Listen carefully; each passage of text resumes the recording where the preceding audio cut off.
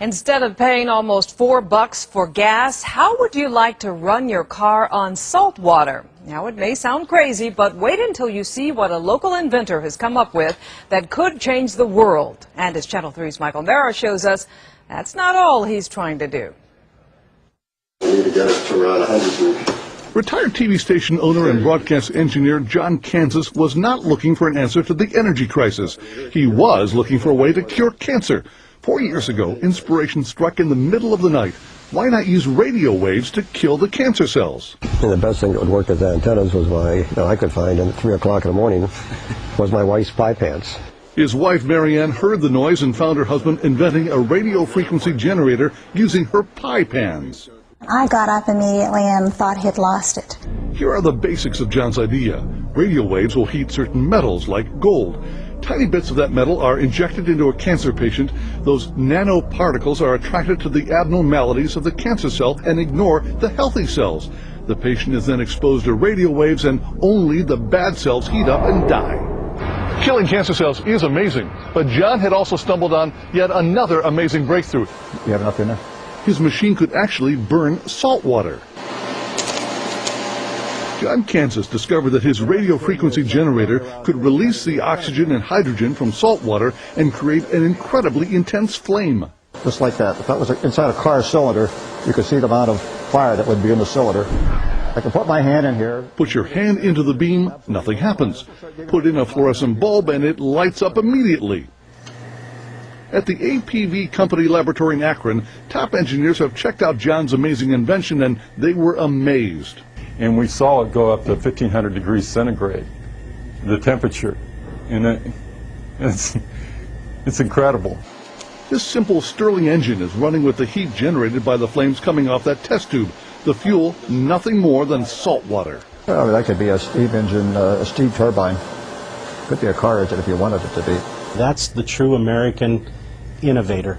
Someone that is not looking for something, he just finds it. This is the most abundant element in the world, water. And salt water is everywhere. And to see it burn actually gives me chills. So imagine the possibilities. Salt water as the ultimate clean fuel, a happy byproduct of one man searching for a cure for cancer. In Erie, Pennsylvania, Michael Mara, Channel 3 News.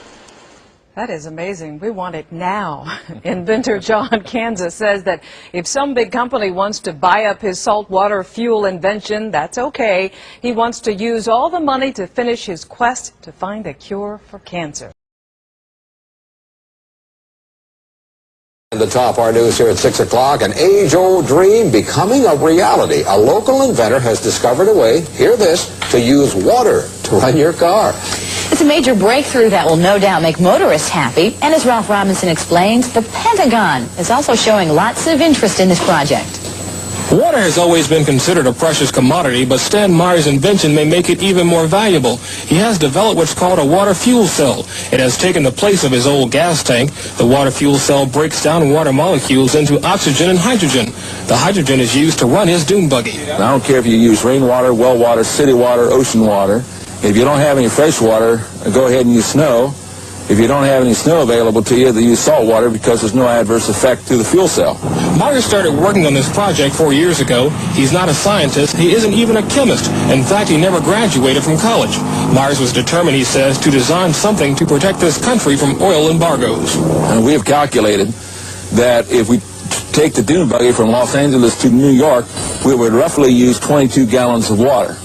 The Pentagon flew a lieutenant colonel in last week to look at Meyer's invention. There is talk of possibly using it in the Star Wars defense program and to run Army tanks. Myers is currently perfecting a water fuel cell for cars. It will cost about $1,500. He says it won't need any maintenance, and you won't have to replace it. It'll be at least 2 years before the fuel system goes into mass production. The day it happens will be one the fuel industry hates, but it'll put a smile on the face of those who've had to say at one time or another, fill her up. I'm Ralph Robinson. As you can see, many patents have already been received, and many more are forthcoming. To date, over 42 patents have been applied for.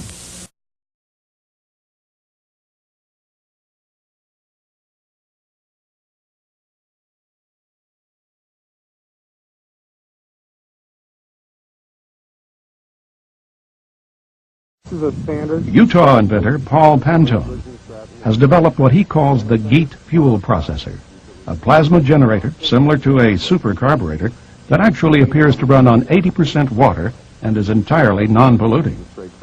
This device replaces the carburetor and exhaust and combines them as one unit, whereas this end of it acts as a miniature refinery, allowing the engine to run on everything from battery acid and water mixed to crude oil right out of the ground. This is Angola crude, a 39.5 gravity.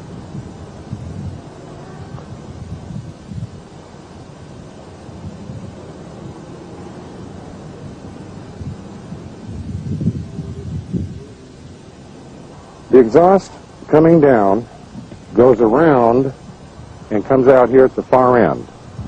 The center chamber draws some of the heat from the exhaust, plus this tube takes some of the exhaust gases, takes them up into the chamber and bubbles them down to the bottom. The bubbles, as it comes through the fuel, are brought up to the top of the chamber, picked up through a tube, and fed up the center of the exhaust pipe. While they're being fed up the exhaust pipe, they are in a vacuum, and there's a heat exchange which occurs. This process has been argued a few times to be either a plasma field, an electro field. We do know that it does have a slight radiation, which is not alpha, beta, or gamma, and we do have x-rays to show that whatever is coming from the unit does get affected different from stainless steel than the regular steel. Yep.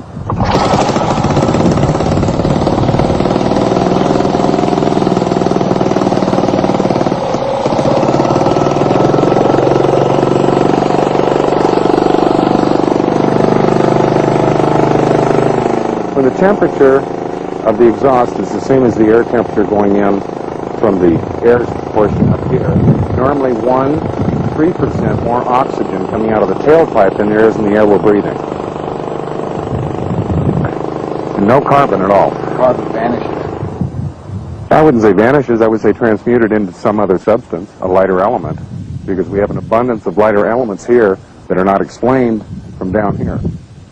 But during the heat process, there are molecular changes. After running this engine from 1983 until now, and many times we had it running 8.5 hours a day, we have never had to change the spark plug, change the oil, or clean it. We have taken the head off 3 times to inspect the inside of it, and it's been spotless.